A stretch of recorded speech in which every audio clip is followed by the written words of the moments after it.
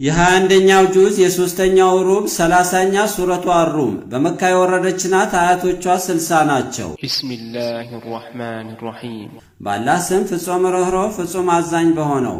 አሊፍ ላም ሚም አሊፍ ላም ሚም غلبت الروم ሮም በፋርስ ተሸነፈች። في أدنى الأرض وهم من بعد غلبهم سيغلبون ሮምም የተሸነፈችው ለፋርስ ቅርብ ለሆነው ምድር ሻም ላይ ነው። እነርሱም ሮሞች በፋርስ ከተሸነፉ በኋላ ተራቸውን ፋርስን ያሸንፋሉ። في بضع سنين لله الأمر من قبل ومن بعد ويومئذ يفرح المؤمنون ሮምም ፋርስን የሚያሸንፉት በተሸነፉ ከተወሰኑ ዓመታት በኋላ ነው። ከመሸነፋቸው በፊትም ሆነ በኋላ የጉዳዩ ሁሉ ውሳኔው የአላህ ነው። በዚያ ቀንም ፋርሶች በተሸነፉበት ቀን አማኞች የመካ ሙስሊሞች ይደሰታሉ። ምክንያቱም የፋርሶቹ መሸነፍ የመካ ከሃዲያንን አስከፍቶ ነበርና። بنصر الله ينصر من يشاء وهو العزيز الرحيم አማኞችም የሚደሰቱት ሮሞች ያሸነፉት በአላህ እርዳታ በመሆኑ ነው። አላህም የፈለገውን ይረዳል። እርሱም አላህ ኃያል አዛኝ ነው። وعد الله لا يخلف الله وعده ولكن أكثر الناس لا يعلمون ሮም ፋርስን እንደሚያሸንፍ አላህ ቃል ገብቷል። አላህም ቃል ኪዳኑን አያዛንፍም። ነገር ግን አብዛኛዎቹ ሰዎች አያውቁም። يعلمون ظاهرا من الحياة الدنيا وهم عن الآخرة هم غافلون አብዛኛዎቹ ሰዎች የምድር ዓለም ሕይወትን የላይኛውን ገጽታ ማረስ፣ ማምረት፣ መፈብረክ፣ መበልጸግ ብቻ ነው የሚያውቁት። እነርሱም በመጨረሻው ዓለም ከሞት በኋላ ላለው ሕይወት ዝንጎች ናቸው። أولم يتفكروا في أنفسهم ما خلق الله السماوات والأرض وما بينهما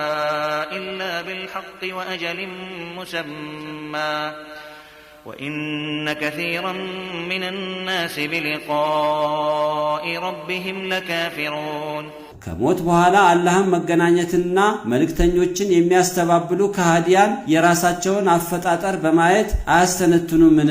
አላህ ሰማያትንና ምድርን በመካከላቸው ያለውን ሁሉ የፈጠረ በሐቅ በፍትህ ሁሉም እንደየሥራው ሊመነዳና የምድር ዓለም ሕይወትም የተወሰነለት ጊዜ ሲደርስ ሊያበቃለት እንጂ ለሌላ አይደለም። በእርግጥ ከሰዎቹ ብዙዎቹ ከሞት በኋላ ተቀስቅሶ ለጥያቄና ለምንዳ ከጌታቸው ከአላህ ዘንድ በመገናኘት ሐቅ ይክዳሉ።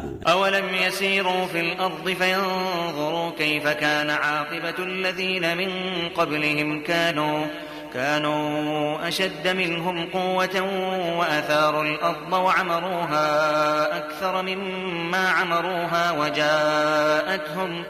وجاءتهم رسلهم بالبينات فما كان الله ليظلمهم ولكن كانوا أنفسهم يظلمون እነዚያ በአላህ ብቸኛ ተመላኪነት በሞቶ መቀስቀስና በመልእክተኛው የሚያስተባብሉ በምድር ላይ በመጓዝ እነዚያ ከነርሱ በፊት የነበሩትን የአድና የሰሙድ ጎሳ የመሳሰሉ ከሃዲያን ህዝቦች አወዳደቅ አያዩምን? እነዚህም የቀድሞዎቹ ከሃዲያን ከነርሱ ከመካ ከሃዲያን በጥንካሬና ምድርን በማልማት የበረቱና ከገነቡትም የበለጠ ገንቢዎች ነበሩ። ለቀድሞዎቹ ከሃዲያን መልእክተኞቻቸው በግልጽ መረጃ መጡላቸው። በማስተባበላቸውም አላህ ከምድረ ገጽ አጠፋቸው። አላህም ሊበድላቸው አልነበረም፣ ነገር ግን ነፍሶቻቸውን በዳዮች ነበሩ። ثم كان عاقبة الذين أساءوا السوء أن كذبوا بآيات الله وكانوا بها يستهزئون ከዚያም እነዚያ መጨረሻውን በከፋ ሁኔታ ማበላሸትን ያበላሹ የተቀጡበት ሰበብ በአላህ አንቀጾች የሚያስተባብሉና የሚያላግጡ ስለነበሩ ነው። الله يبدأ الخلق ثم يعيده ثم إليه ترجعون አላህ መጀመሪያ ፍጡሩን ያስገኛል። ከዚያም ከሞት በኋላ ሕይወትን በመቀስቀስ ይደግመዋል። ከዚያም እንደየሥራችሁ ልትመነዱ ወደርሱ ወደ አላህ ትመለሳላችሁ። ويوم تقوم الساعة يبلس المجرمون የዓለም ፍጻሜ በሚከሰትበት ቀን እነዚያ በአላህ ብቸኛ ተመላኪነት የሚያስተባብሉና በአምልኮ የሚያሻርኩ ወንጀለኞች ከሞት ሲቀሰቀሱ ምንም እንደማይድኑ ስለሚያውቁ ምንም መከራከሪያ ስለማይኖራቸው አፋቸው ተለጉሞ ጸጥ በማለት ተስፋ ይቆርጣሉ።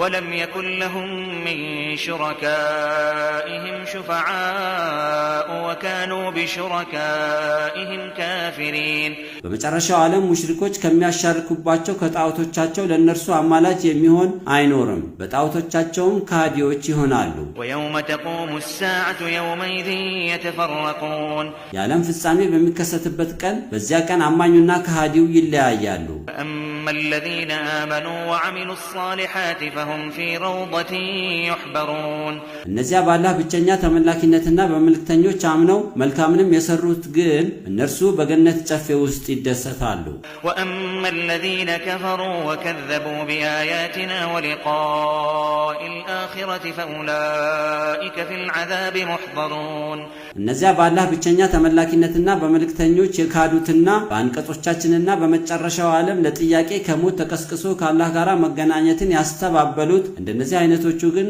በገሃነም ቅጣት ውስጥ ዘውታሪዎች ናቸው فسبحان الله حين تمسون وحين تصبحون እናንተ አማኞች በመታመሹበትና በመታነጉበት ጊዜ የአላህን ባህሪያቶች በመረዳት ከሁሉም ጉለት የጠራ መሆኑን በመመስከር አጥሩት وله الحمد في السماوات والأرض وعشيا وحين تظهرون ለእርሱም ለአላህ በሰማያትና በምድር ውስጥ ምስጋና ተገባው እናንተ አማኞች በአመሻሹና በቀትር በምትሆንበት ጊዜ አላህን ብቻ አወድሱ يخرج الحي من الميت ويخرج الميت من الحي ويحيي الأرض بعد موتها وكذلك تخرجون አላህ ከሙት ውስጥ ሕያውን ያወጣል ልክ ከሙት የዘር ፈሳሽ ሕያው ሰውን እንደሚያወጣው ከሕያው ውስጥም ሙትን ያወጣል ልክ ከሕያው ሰው ውስጥ ሙት የዘር ፍሬ እንደሚያወጣው ምድር ደረቅ ሆና ከሞተች በኋላ እጽዋትን በማብቀል ሕያው ትሆናለች እንደዚሁም እናንተ ሰዎች ከሞታችሁ በኋላ የዓለም ፍጻሜ ሲደርስ ከሞት ተቀስቅሳችሁ ሕያው ሆናችሁ ከቀብር ትወጣላችሁ ومن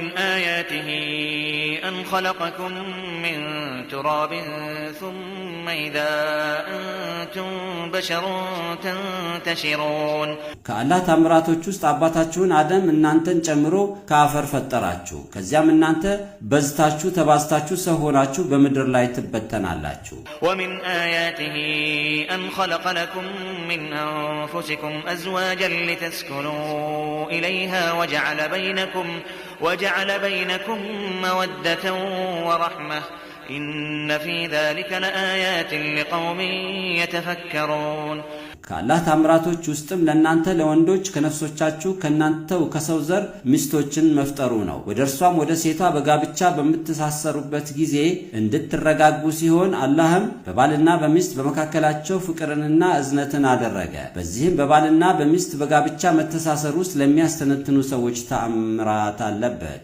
ومن آياته خلق السماوات والأرض واختلاف ألسنتكم وألوانكم إن في ذلك لآيات للعالمين ከአላህ ታምራቶች ውስጥም ሰማያትና ምድርን መፍጠሩ ሲሆን የአንደበቶቻችሁና የመልኮቻችሁ በቋንቋ በቆዳ ቀለምና በመልክ መለያየት ሲሆን በእርግጥ በዚህ የአላህ ያፈጣጠር ጥበብ ውስጥ ለአዋቂዎች ተአምራት አለበት ومن آياته منامكم بالليل والنهار وابتغاؤكم من فضله إن في ذلك لآيات لقوم يسمعون ከአላህ ታምራቶች ውስጥም እንቅልፋችሁን በሌሊቱ ክፍለ ጊዜ በመተኛታችሁና በቀኑ ክፍለ ጊዜ ከአላህ ከትሩፋቱ መፈለጋችሁ ነው በእርግጥ በዚህ በእንቅልፍና በመንቃት ክስተት ውስጥ በልቦናቸው ለሚያደምጡ ሰዎች ታምራት አለበት ومن آياته يريكم البرق خوفا وطمعا وينزل من السماء ماء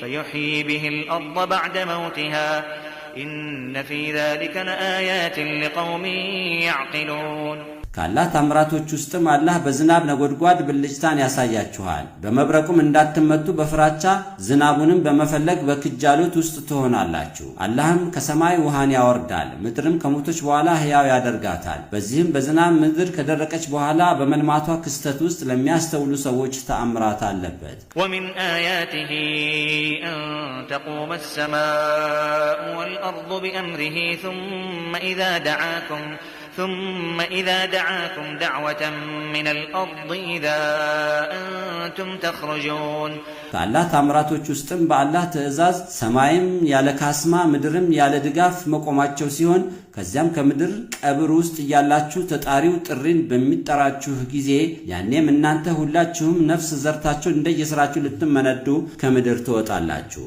ወለሁ መን ፊ السماوات